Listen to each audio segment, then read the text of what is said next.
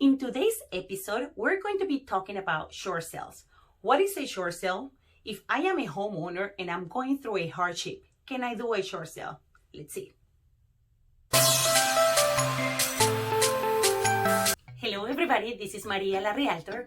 Like I mentioned before, today we're going to be talking about short sale. So these are the most common questions that homeowners ask me when I need them to process a short sale. So let's start. Question number 1. What is a short sale? A short sale is when the bank will accept less money than what the homeowner owes to them. That's why it's called short sale. Okay? So how does it work?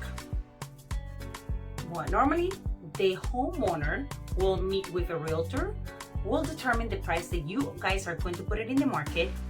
Now, my recommendation is to put it slightly below the market value so you get more attraction from the buyer and you get multiple offers. Then when that happens, you as a homeowner will accept an offer and the buyer will sign that contract. Then these documents are going to be sent to the bank for short sale approval. At the end of the day, is the bank who is going to accept the offer in the short sale or are going to deny the short sale process. Number 3, who does a short sale? And why will a homeowner do a short sale? Well, sometimes it happens that the homeowners goes through a hardship and you are either behind payments or you're not making any payment at all. So when that happens, the bank will start a process of foreclosure. So at that point, you can go ahead and do a short sale because it will be better for you to do a short sale than go through a foreclosure process. Also, it happens when a homeowner owes $300,000 to the mortgage company, but the value of the home is only $200,000. So they need to sell the house, but you're upside down. You can't put it in the market for $300,000 if that's not the value. So you can apply to do a short sale if you have a good explanation why you need to get rid of the house or why you need to sell the home. Okay? Question number 4. What happens if the bank denies the short sale? Well, normally at this point, it's because you're behind payments. The bank already started a foreclosure process. During the short time period, they put in hold the foreclosure. But if they deny, they will continue with the foreclosure on the home. So you might be foreclosed. So question number 5 is, can the bank counter offer the offer? And the answer is absolutely yes. So let's say that you put the house in the market for $200,000 and the bank comes back and they say, well, we want at least $230,000. At that point, the buyer in the contract has the choice to either continue with the contract at new price, $230,000, or they can cancel the contract, or they can counter offer the counter offer and start negotiating again with the bank. Question number 6. Can you put the house in the market with a very, very low price? In this market, my answer is no. So let's say that the value of the home is $250,000 and you want to put it at $150,000. Well, the bank will send a BPO, which will evaluate the value of the house compared to the market.